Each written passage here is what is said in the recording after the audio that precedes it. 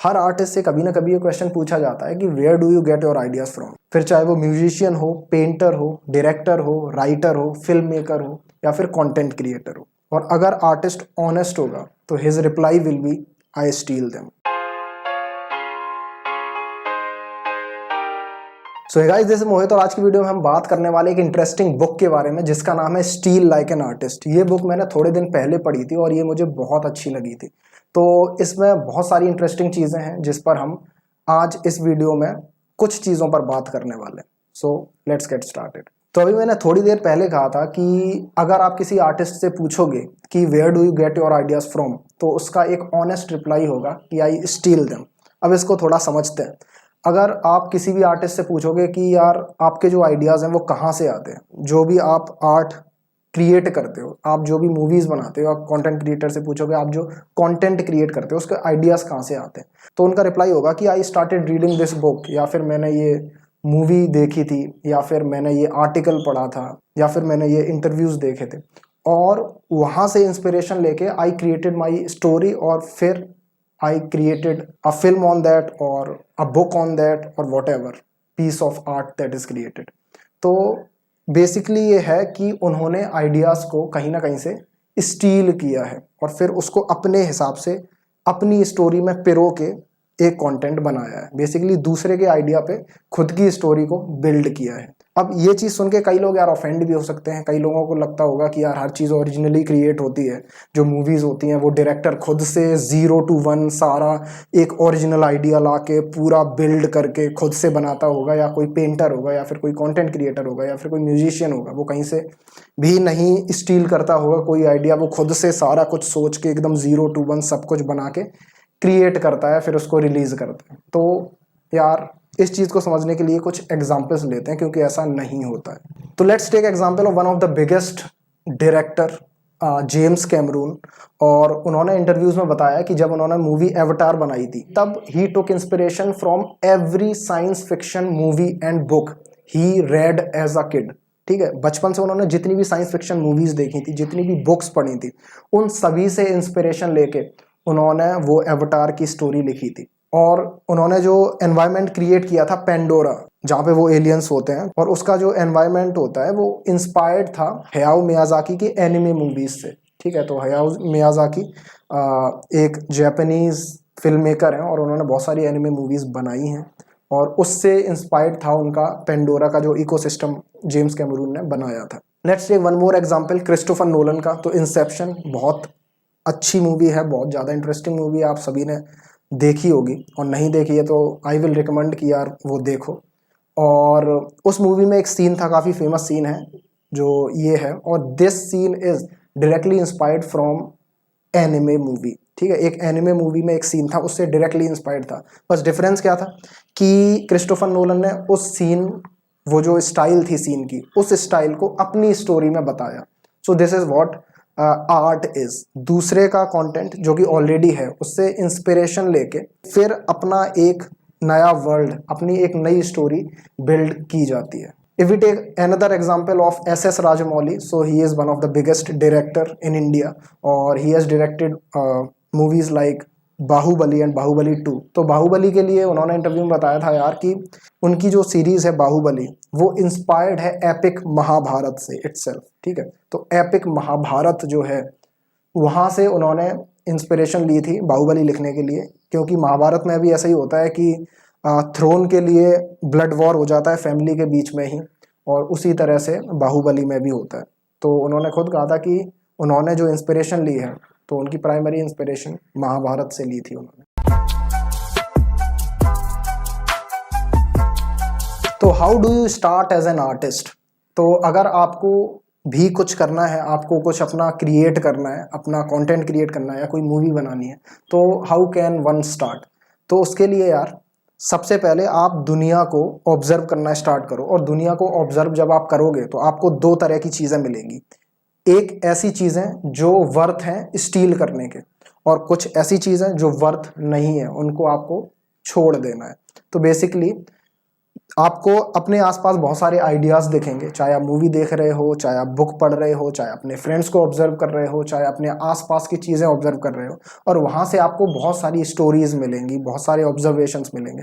कुछ ऑब्जर्वेशंस ऐसे होंगे जिनको आपको स्टील करना चाहिए, और कुछ ऑब्जर्वेशंस ऐसे होंगे जिनको आपको स्टील नहीं करना है, उनको इग्नोर करना है, क्योंकि वो उस लाइक है नहीं। तो एक आर्टिस्ट वर्ल्ड को इस तरह से देखता है। और अगर मान लो आपको आज आइडियाज़ नहीं मिल पा रहे हैं, तो डोंट वरी, एक महीने बाद, एक सप्ताह बाद, या मे बी एक साल बाद आपका वो परसेप्शन बन जाएगा जिसमें आपको पता चलेगा कि ये जो आइडिया है ये अच्छा है, इसको स्टील करना चाहिए, इस पर बिल्डअप करना चाहिए, और ये आइडिया है, इसको मुझे इग्नोर करना चाहिए।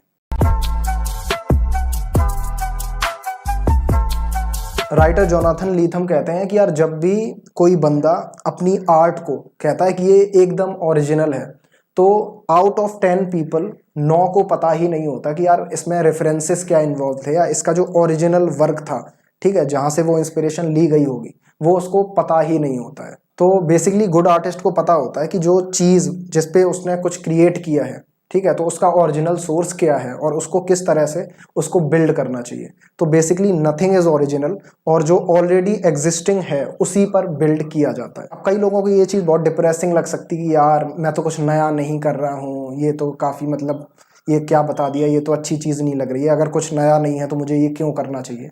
बट कुछ लोगों के लिए ये होपफुल हो सकती है कि मे बी तुम्हें स्टार्ट करना है तो तुम ऑब्जर्व करना स्टार्ट करो, पुरानी चीज़ों पे बिल्डअप करना स्टार्ट करो, और एक दिन तुम अपना एक अच्छा कंटेंट क्रिएट कर सकते हो, या फिर कोई भी पीस ऑफ आर्ट बना सकते हो। और एग्जाम्पल के लिए हम लोग हॉलीवुड की कुछ मूवी सीरीज उठा सकते हैं, बड़ी बड़ी फ्रेंचाइजेस हैं, जैसे एग्जाम्पल के लिए जुरासिक वर्ल्ड सीरीज हो गई, या फिर बहुत सारी है जिनकी सीक्वल आते रहते हैं टाइम टू टाइम, ठीक है, पार्ट 1, फिर 2, 3, 4, 5, मिशन इम्पॉसिबल हो गई, तो वो एक के बाद एक बिल्ड होती जाती है, उनकी स्टोरी एक के ऊपर एक बिल्ड होती जाती है। और यही एक, अगर आप डिसअपॉइंटमेंट देखोगे तो वो बॉलीवुड में ये डिसअपॉइंटमेंट दिखता है। फॉर एग्जांपल हम लोग ले लेते हैं, आजकल पुरानी मूवीज़ के लोग रीमेक बनाने लगे हैं। एग्जांपल ले सकते हैं कुली नंबर 1 या फिर जुड़वा 2।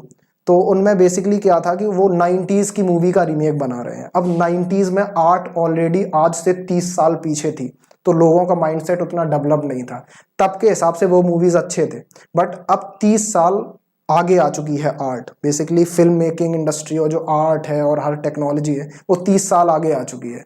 और वो सेम स्टोरी को अगर आप आज डिट्टो दिखाओगे तो लोग बिल्कुल पसंद नहीं करेंगे। और अगर आप IMDb पे इन मूवीज़ की रेटिंग देखोगे तो 2, 3, 4 ऐसी ही इनको रेटिंग मिलती है, क्योंकि ये इतना ही डिजर्व करती हैं। क्योंकि यहाँ पे जो सबसे बिगेस्ट प्रॉब्लम रही वो ये है कि इन्होंने जो पुरानी स्टोरी थी उस पर सिग्निफिकेंट डेवलपमेंट नहीं किया है, ठीक है, इन्होंने बहुत कम डेवलपमेंट करके सोचा कि वही पुरानी जो मूवीज़ हैं, पुराने गाने हैं, उनको वही चिपकाने की कोशिश करी है, और बस नए नए एक्टर लेके, ठीक है। तो वो ऐसे तो काम नहीं करती। अगर आप प्रॉपर स्टोरी नहीं बना रहे हो, उस पर सिग्निफिकेंट डेवलपमेंट नहीं कर रहे हो, तो फिर वो चीज़ नहीं चलेगी। तो एक जो कोर आइडिया है उस पर सिग्निफिकेंट डेवलप करके ही नई चीज़ क्रिएट करी जा सकती है। आर्ट क्रिएट करना यार ये एक जेनेटिक्स की तरह है। हमको लगता है कि हमारे अंदर जो ट्रेट्स हैं, जो गुण हैं, वो हमारे पेरेंट्स के ही हैं, सिर्फ फादर के और मदर के। बट ऐसा नहीं होता है, हमारे अंदर जो ट्रेट्स हैं वो हमारे सिर्फ पेरेंट्स के नहीं है, जबकि हमारे सारे एंसेस्टर्स के हैं, हमारे ग्रैंड फादर के, फिर उससे भी पीछे, उससे भी पीछे, क्योंकि उनके ट्रेट्स आगे बढ़ते चले आए, फिर वो सारे ट्रेट्स हमको भी मिले हैं। तो हमारे अंदर जो ट्रेट्स होते हैं वो एक ओवरऑल सम होता है हमारे एंसेस्टर्स का। सेम चीज़ होती है आर्ट के साथ। अगर आप कोई चीज़ बिल्ड करते जाते हो अपने दिमाग में, लाइक आपने एक कोई मूवी देखी, उसके बाद दूसरी देखी, तीसरी देखी, चौथी देखी, ऐसे आपने 50, 100, 1000, 2000 मूवीज़ देखी, बहुत सारी बुक्स पढ़ी, उसके बाद आपका एक परसेप्शन बिल्ड होता है। तो वो जो परसेप्शन होता है वो जितना भी आपने किया है, जितना भी आपने ऑब्जर्वेशन किया है, जिस डायरेक्शन में आपने ऑब्जर्वेशन किया है, अगर किसी को मर्डर थ्रिलर मूवीज़ ज़्यादा पसंद होती हैं तो वो उस टाइप की मूवीज़ ज़्यादा देखता है, और वो जब मूवी ज़्यादा देखता है तो फिर उसी टाइप की वो स्टोरी बिल्ड कर पाता है, जो कि इंस्पायर्ड होती है उन सारी मूवीज़ से जो उसने पहले देखी हैं, और वो जो परसेप्शन उसका बिल्ड हुआ है, ठीक है। तो हमें यार चूज करना है कि what kind of thing we like, जिस टाइप का कंटेंट हमें पसंद होगा उसी टाइप का कंटेंट हम बनाना चाहेंगे। तो हमें यार इतने सारे आइडियाज़ हैं हमारे आसपास, इतनी सारी चीज़ें हैं, इतना सारा हम परसेप्शन बिल्ड कर रहे हैं चीज़ों को देख देख के, तो उससे हमें निकालना है कि हम क्या चीज़ रखें, क्या चीज़ छोड़ें और क्या चीज़ पे बिल्ड करें। ठीक है, तो वो परसेप्शन के हिसाब से हम अपना नया कंटेंट, नई क्रिएशन बिल्ड कर पाते हैं, which is already built on something else which is already there in the market. Artist जो होता है वो यार एक कलेक्टर की तरह होता है, ना कि एक होर्डर की तरह। अब कलेक्टर और होर्डर में क्या अंतर है? कलेक्टर होता है वो हैंड पिक करके चीजें कलेक्ट करता है, जबकि होर्डर होता है वो सारी चीजें कलेक्ट करता है। ठीक है, तो हमें यार एक होर्डर नहीं बन रहा है, ठीक है, हमें एक कलेक्टर बन रहा है। हमारे पास आसपास जितने भी आइडियाज हैं उनमें से अपने आप को पिक करना है और ट्राई करें कि आप अच्छे आइडियाज पिक करें। अब अच्छे आइडियाज पिक कैसे करना है उसका एक अलग टॉपिक है, बट अगर आप अच्छे आइडियाज पिक करेंगे तो आप अच्छे आइडियाज के आसपास रहेंगे और उसी से इन्फ्लुएंस होंगे, और उसके बाद जो आप अपना आर्ट या फिर अपना कुछ भी क्रिएट करेंगे, ठीक है, अपना कुछ भी कंटेंट क्रिएट करेंगे, वो अच्छा ही होगा क्योंकि वो अच्छी चीज़ों से इन्फ्लुएंस हुआ है। और ये चीज़ अप्लाई होती है यार तुम्हारे फ्रेंड सर्कल पे भी। अगर हमारे फ्रेंड सर्कल में अच्छे लोग हैं तो हमारे जो इन्फ्लुएंस मिलेगा वो भी अच्छा मिलेगा और हम भी अच्छे बनने का ट्राई करेंगे। तो जिस तरह के लोग, ऐसा बोलते हैं ना कि जिस तरह के लोगों के बीच आप रहोगे वैसे ही आप हो जाओगे, तो ये आइडियाज़ पे भी वर्क करता है। तो यार किसी ने कहा है कि यार I don't believe in art, I believe in artist. तो यार ये एक बहुत गोल्डन स्टेटमेंट हो सकता है एक आर्टिस्ट के लिए या फिर एक एस्पायरिंग आर्टिस्ट के लिए जो कि बिगिन करना चाहता है। तो इसमें बेसिकली इसका मतलब ये है कि अगर आपको कुछ भी क्रिएट करना है या फिर आपको आइडियाज़ चाहिए, आपको इन्फ्लुएंस होना है, आपको किसी को स्टडी करना है, तो आप कैसे करें?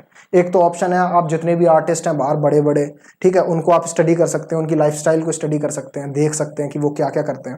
या फिर दूसरा ऑप्शन है कि आपका जो फेवरेट आर्टिस्ट है जिससे आप सबसे ज़्यादा इन्फ्लुएंस होते हैं उसको उठा लो और उसकी सारी इन्फॉर्मेशन आप चबा जाओ, आप सब कुछ उसके बारे में स्टडी कर लो। ठीक है, उसकी सारी मूवीज़ देख लो, अगर वो मूवी मेकर है या फिर राइटर है तो उसकी सारी बुक्स पढ़ लो, उसके इंटरव्यूज़ देखो, उसकी लाइफस्टाइल जानो, वो क्या करता है, कैसे करता है, वो सारा जानो। और फिर जब आपने उसके बारे में, आपको लग गया कि मैंने सारा पढ़ लिया है, तो फिर देखो कि वो किससे इन्फ्लुएंस होता है।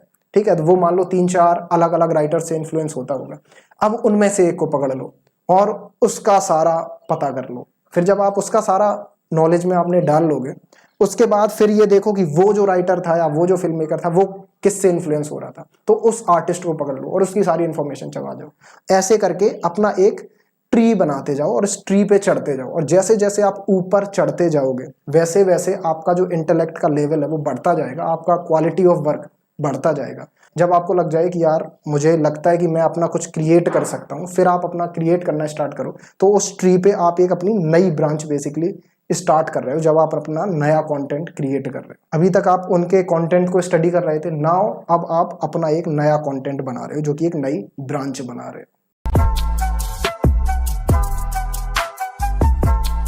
इस बुक में यार कुछ बहुत ही इंटरेस्टिंग लाइन लिखी थी कि don't ask a question before Google it, either you will get answer to it और you will come with a better question.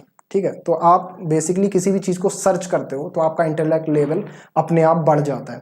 आप लाइब्रेरी में जाओ, खुद को बुक से सराउंडेड रखो, तो अपने आप ही आपका जो क्रिएटिव वर्क है वो इम्प्रूव होता जाएगा। ठीक है, आपको खुद को पढ़ाते रहना पड़ेगा हमेशा ही। ठीक है, उसके लिए आपको बुक्स पढ़ती रहनी पड़ेंगी, आपको मूवीज़ देखते रहना पड़ेगा, पॉडकास्ट सुनने पड़ेंगे, आपको आर्टिकल्स पढ़ने पड़ेंगे, आपको बुक्स पढ़नी पड़ेंगी। ठीक है, ये सारी चीज़ें आपको कंटिन्यू करनी पड़ेंगी और खुद को जो है ना एजुकेट कंटिन्यूसली लाइफ टाइम तक करते रहना पड़ेगा if you want to create good piece of art.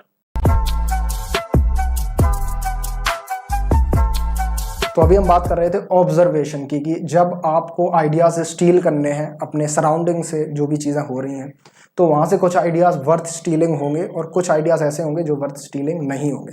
अब मान लो आप ऑब्जर्व कर रहे हो चीज़ें, आप कहीं जा रहे हो या फिर आप कहीं नॉर्मल कंडीशन में हो, आपको लगा कि ये चीज़ यार बहुत इंटरेस्टिंग है, ठीक है, इसको मुझे नोट करना चाहिए, तो आप वो उसको नोट कैसे करोगे? तो इसके लिए जो आर्टिस्ट लोग होते हैं यार वो अपने पास कुछ ना कुछ तो रखते हैं, एटलीस्ट एक डायरी रखेंगे या फिर कोई फाइल, स्वाइप फाइल जिसको बोलते हैं, स्वाइप फाइल रखेंगे, निकालेंगे, आइडिया लिखा, बंद कर दिया। या फिर अपना बेसिकली आजकल डिजिटल है तो अपना फ़ोन निकालेंगे और उसमें रिकॉर्डर खोल के वॉइस रिकॉर्ड कर देंगे कि ये एक इंटरेस्टिंग आइडिया आज मिला है, या फिर सिंपली स्क्रिबलिंग कर देंगे नोट्स पे या किसी भी ऐप पे बेसिकली वो आइडियाज़ लिख सकते हैं। तो इसका इंपॉर्टेंस ये रहता है कि जब भी आपको यार लगेगा कि आपके पास आइडियाज़ कम है तो आप जो भी पहले कर चुके हैं, जो भी आपने थेफ्ट, जो भी आप स्टील पहले कर चुके हैं, उसमें से आप देखो और आपको आइडियाज़ भर भर के मिलेंगे, क्योंकि आपने उनको पहले से स्टोर कर रखा है। और लिखना बहुत ज़रूरी होता है हर चीज़ में। अगर आप वो चीज़ें लिखते जाओगे तो वो रिटेन कर जाएंगी, और अगर आपने सिंपली ऑब्जर्व करा और उसको छोड़ दिया तो वो चीज़ें आप भूल जाएंगे, और वो जो स्टोरीज़ हैं वो आप मिस कर दोगे, और वो पता नहीं वो स्टोरी कब काम आ जाए। तो लिखना बहुत इंपॉर्टेंट है। तो आपने जो भी स्टील किया है, वो जो आपकी थेफ्ट्स हैं, उनको आप आगे के लिए बचा रहे हो। और जब आप ऐसा करते रहोगे तो आपकी जो स्वाइप फाइल होगी, या जो स्क्रैप बुक होगी, या जो डायरी होगी, वो रिच हो जाएगी बहुत सारे आइडियाज़ से, और आपके पास कभी कमी नहीं पड़ेगी उन आइडियाज़ पे बिल्ड करने की और एक नई स्टोरी या फिर नया पीस ऑफ आर्ट क्रिएट करने की। तो बेसिकली इस वीडियो को मैं कंक्लूड करना चाहूँगा इस पॉइंट के साथ कि यार आपके चारों तरफ बहुत सारे आइडियाज़ फ्लोट कर रहे हैं, बहुत सारे आइडियाज़ पड़े हुए हैं, ठीक है, बहुत सारी स्टोरीज घूम रही हैं। उनको सिंपली आपको क्या करना है, देखना है कि कौन सी वर्थ स्टीलिंग है, कौन सी वर्थ स्टीलिंग नहीं है, और फिर आपको उसको स्टील करना है लाइक एन आर्टिस्ट, और उस पर बिल्ड करके अपना एक नया कंटेंट क्रिएट करना है। क्योंकि यार अगर आप नहीं करोगे तो मे बी कोई और करेगा, और कोई और नहीं करेगा तो वो जो पोटेंशियल था उस आइडिया का, वो बेसिकली पड़े पड़े चला जाएगा। तो क्यों ना आप उसको पिक करके स्टील करो लाइक एन आर्टिस्ट, उस पर बिल्ड करो and then create your own piece of art.